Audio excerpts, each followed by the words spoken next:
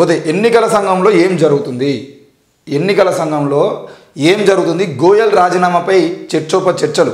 లోక్సభ ఎన్నికల షెడ్యూల్ ప్రకటించడానికి మరికొద్ది రోజులు మాత్రమే సమయం ఉండగా కేంద్ర ఎన్నికల సంఘంలో రచ్చ చర్చనీయాంశంగా మారింది. ఎన్నికల కమిషనర్ అరుణ్ గోయల్ తన పదవికి ఆకస్మికంగా అనూహ్యంగా రాజీనామా చేసిన విషయం విదితమే. అయితే ఆయన తీసుకున్నటువంటి నిర్ణయం వెనుక చాలామందికి ఆశ్చర్యం కలిగించింది. సార్వత్రిక ఎన్నికల ఏర్పాట్లను పరిశీలించేందుకు పశ్చిమ బెంగాల్లో పర్యటించినప్పుడు ప్రధాన ఎన్నికల కమిషనర్ రాజీవ్ కుమార్తో నెలకొన్న విభేదాల కారణంగానే గోయల్ రాజీనామా చేశారని ఎన్నికల కమిషన్ వర్గాలు చెబుతున్నాయి. ఇంతకీ ఆ విభేదాలు ఏంటి, ఎన్నికల ముందు ఎందుకు రచ్చ అన్నది చర్చనీయాంశంగా మారింది అనేది ఈరోజు వార్త. అసలు ఎన్నికల కమిషనర్గా ఉన్నటువంటి గోయల్ ఎందుకు రాజీనామా చేయాల్సి వచ్చింది? మరి చీఫ్ ఎలక్షన్ కమిషన్గా ఉన్నటువంటి ఎలక్షన్ కమిషన్ ఆఫ్ ఇండియా చీఫ్గా ఉన్నటువంటి రాజీవ్ కుమార్కి ఆయనకు మధ్యలో వచ్చినటువంటి గొడవలు ఏంది? ఈరోజు ఆ గొడవల్ని తెర మీద తీసుకొచ్చింది ఎవరు? ఈ లోక్సభ ఎన్నికలకు ముందు ఈ తెలంగాణ రాష్ట్రమే కాదు దేశవ్యాప్తంగా ఉన్నటువంటి ప్రజలందరినీ తప్పుదారి పట్టించడం కోసం, అసలు ఈ దేశంలో ఉన్నటువంటి సమస్యల గురించి మాట్లాడుకోకుండా దేశంలో ఉన్నటువంటి ఏ అంశం గురించి బీజేపీ చేసినటువంటి అరాచక పాలన సంబంధించిన విషయంలో దేన్ని మాట్లాడుకోకుండా ఈరోజు అందరూ కూడా ఎలక్షన్ కమిషన్ గురించి మాట్లాడుకునేటట్టు డైవర్ట్ చేసేటువంటి ప్రయత్నం బీజేపీ ప్రభుత్వం చేస్తుందా? అసలు ఏం జరుగుతుంది ఎలక్షన్ కమిషన్లో, ఏం జరుగుతుంది?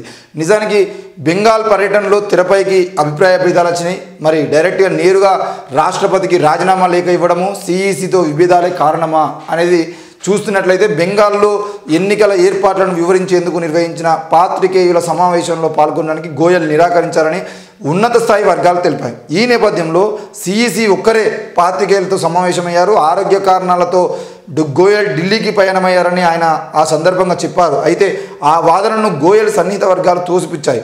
ఆయన ఆరోగ్యం బేషుగా ఉన్నదని చెప్పాయి. కొన్ని తీవ్రమైన విభేదాల కారణంగానే గోయల్ తన బెంగాల్ పర్యటనను కుదించుకొని ఢిల్లీకి చేరుకున్నారని ఆ వర్గాలు స్పష్టం చేశాయి. అసలు ఏం జరిగింది? ఈసీ అంటే ఎలక్షన్ కమిషన్ ఆఫ్ ఇండియాలోని ఈ ఇద్దరు అధికారుల మధ్య ఏం జరిగింది, ఆ విభేదాలు ఏంటి, ఏ అంశాలపై అభిప్రాయ భేదాలు తలెత్తాయి అనే విషయాలు తెలియడం లేదు. గోయల్ సన్నిహిత వర్గాలు కానీ ఈసీ వర్గాలు కానీ దీనిపై పెదవి విప్పడం లేదు. ఈ నెల 7వ తేదీన కేంద్ర ఎన్నికల సంఘం కార్యాలయంలో లోక్సభ ఎన్నికలకు సంబంధించి నిర్వహించిన సమావేశాలకు సిఈసితో పాటు గోయల్ కూడా హాజరయ్యారు. కానీ ఆ మరునాడు ఎన్నికల ఏర్పాట్లపై ఈసీ అధికారులు కేంద్ర హోం కార్యదర్శి అజయ్ కుమార్ భల్లా మధ్య జరిగినటువంటి సమావేశానికి ఆయన డుమ్మా కొట్టాడు. పైగా సిఈసికి ఎలాంటి సమాచారం ఇవ్వకుండా నేరుగా రాష్ట్రపతికి తన రాజీనామా లేఖను పంపారు. గోయల్కు నచ్చజెప్పేందుకు సిఈసితో ఆయనకు ఉన్నటువంటి విభేదాలను పరిష్కరించేందుకు ప్రభుత్వం వైపు నుండి ప్రయత్నాలు జరిగినప్పటికీ ఆయన తన పట్టు వీడలేదని ప్రభుత్వ వర్గాలు తెలిపాయి.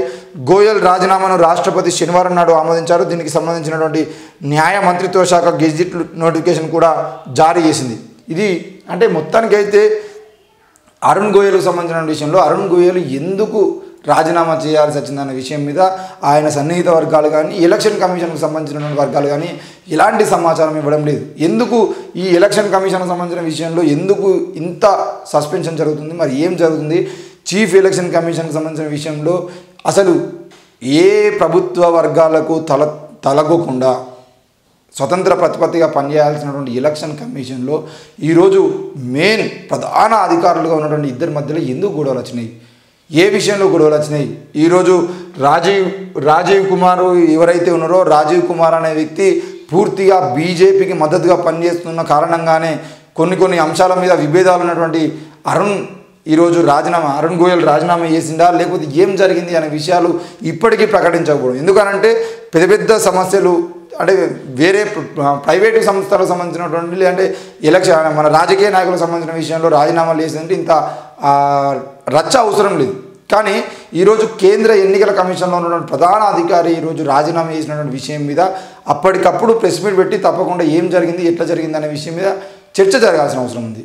ఈ చర్చ జరగకపోతే జరిగేటువంటి నష్టం ఏంటి అంటే ఈ ఎలక్షన్ కమిషన్లో ఏం జరుగుతుంది అనేది ప్రజలకు తెలియకపోతే రేపు నష్టం వాటిన తర్వాత చాలామంది చాలాసార్లు చూసినాం పెద్ద వ్యక్తులు ఇట్లాంటి స్థాయిలో పనిచేసినటువంటి మా సుప్రీంకోర్టు మాజీ ప్రధాన న్యాయమూర్తులు కానీ లేదంటే ఎలక్షన్ కమిషన్ ప్రధాన న్యాయమూర్తులు కానీ లేదంటే ప్రధానమంత్రిగా పనిచేసి దిగిపోయిన వాళ్ళు కానీ రాష్ట్రపతిగా పనిచేసి దిగిపోయిన వాళ్ళు కానీ వాళ్ళు చివరి స్టేజ్లో ఉన్నప్పుడు ఇక చనిపోవడానికి దగ్గరలో ఉన్నప్పుడు వాళ్ళు పుస్తకాలు రాసుకుంటూ ఆ పుస్తకాల్లో ఎక్కడనో మెన్షన్ చేస్తారు.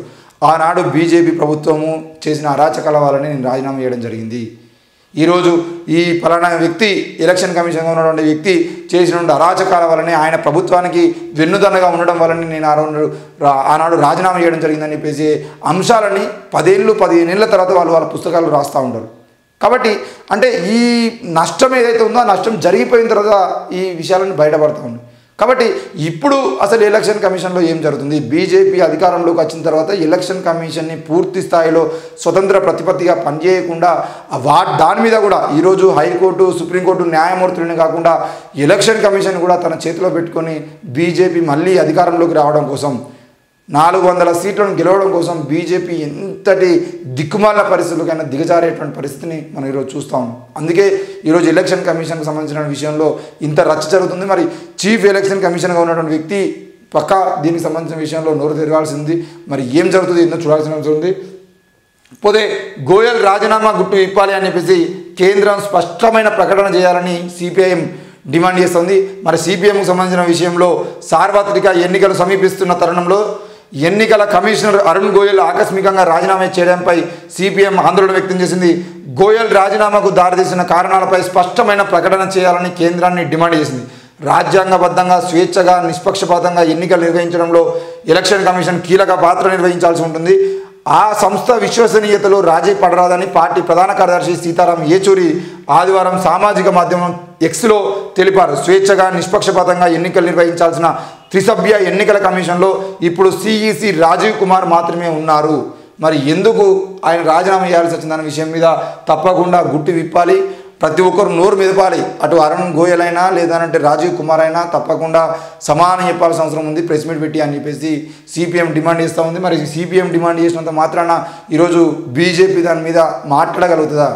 ఎందుకు ఈరోజు ఒకవేళ కనుక అరుణ్ గోయల్ కనుక ప్రెస్ మీట్ పెట్టి ఈ రాజీనామా వెనకాల నరేంద్ర మోడీ ఆడుతున్న డ్రామాలు ఉన్నాయి, లేదు అని అంటే ఈ ఎవరైతే రాజీవ్ కుమార్ ఉన్నారో రాజీవ్ కుమార్ అనే వ్యక్తి పూర్తి స్థాయిలో బీజేపీకి పనిచేస్తున్నాడో అందుకే నేను రాజీనామా చేసిన అనే సత్యాన్ని కనుక చెప్పగలిగితే ఇక్కడ ఉన్నటువంటి బీజేపీ వాదులు కానీ ఇక్కడ ఉన్నటువంటి ఆ అరాచక మూటాలు కానీ ఆయనను బతకనీయగలుగుతాయా? అసలు ఏం జరుగుతుంది అనే విషయంలో మనమే ఒక నిర్ణయం రావాల్సిన అవసరం ఉంది. మరి ఇట్లాంటి పరిస్థితులను కేంద్ర ఎన్నికల సంఘంలో కూడా రాజీనామాలు చేసేటువంటి పరిస్థితులను తీసుకొచ్చినటువంటి బీజేపీ ప్రభుత్వం రానున్న రోజుల్లో ఇలాంటి అంటే చాలామంది చాలాసార్లు చెప్పారు.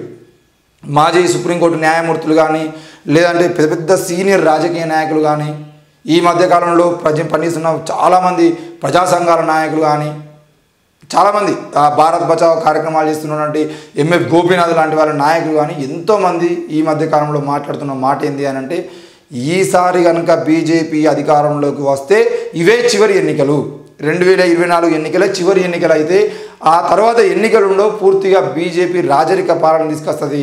ఈసారి నరేంద్ర మోడీ ప్రధానిగా ఉండే నెక్స్ట్ టైము మళ్ళా వచ్చి అమిత్ షా ప్రధానిగా ఉంటాడు, లేకపోతే ఇంకో ఎవరైనా ఇప్పుడు మన ఉత్తరప్రదేశ్ సీఎంగా ఉన్నటువంటి యోగి ఆదిత్యనాథ్ లాంటి వ్యక్తులను తీసుకొచ్చి కూడా అవసరమైతే ప్రధానిని చేస్తారు, రాష్ట్రపతిని చేస్తారు, ఎలక్షన్స్ ఉండవు, పూర్తి స్థాయిలో రాజరిక పాలన తీసుకొస్తారు అనే విషయాన్ని ఈరోజు చాలామంది మేధావులు చెప్తా ఉన్నారు. మరి వాళ్ళు ఆ మాట అనాల్సిన అవసరం ఏమవుతుంది అని అంటే ఈరోజు బీజేపీ ఆడుతున్నటువంటి ఎలక్షన్ డ్రామాలు ఏవైతే ఉన్నాయో వాటన్నిటిని అర్థం చేసుకుంటే మనకు క్లారిటీ వస్తుంది. మరి ఈరోజు ఎలక్షన్ కమిషన్కు సంబంధించిన విషయంలో కేంద్ర ఎన్నికల సంఘంలోనే ఇన్ని గొడవలు జరుగుతున్నాయంటే బీజేపీ ఎంతటి రాజకీయాలు చేస్తుందో అర్థం చేసుకోవాల్సిన అవసరం ఉంది.